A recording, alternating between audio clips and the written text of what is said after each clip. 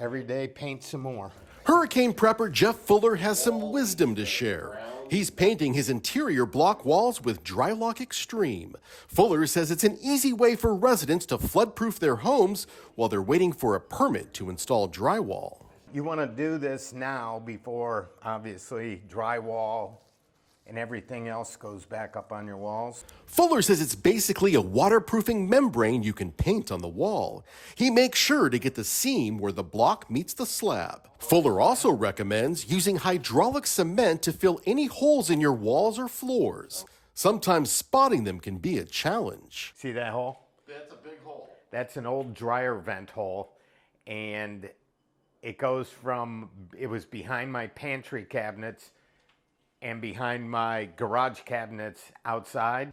He says fill in the area by your bath trap, too. We first introduced you to Fuller back in June. At the time, he was showing homeowners how to flood-proof their doors with seal and peel. He volunteered his time to help Shore Acres residents prepare for hurricanes, too. His tips were in demand after people found out he was one of the few homes in Redington Beach that did not flood last year when Hurricane Idalia brushed by the area.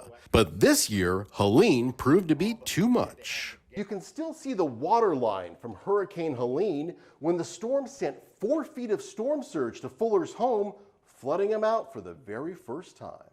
Fuller says the reason his home flooded is because the water went over the top of his barrier system. My barrier system was this high and the water was this high.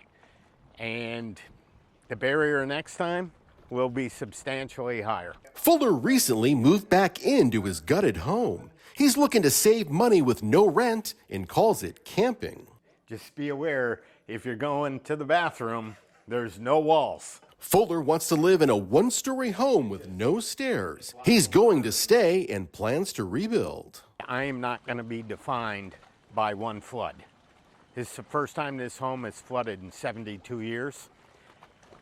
And I'm going to do everything I can to make sure it doesn't flood for the rest of my life. He's always coming up with new flood-proofing techniques and says he learned a lot from Helene. So his prep work continues as he hopes to make his house safer and even better than before. In Redington Beach, Josh Rojas, Spectrum News.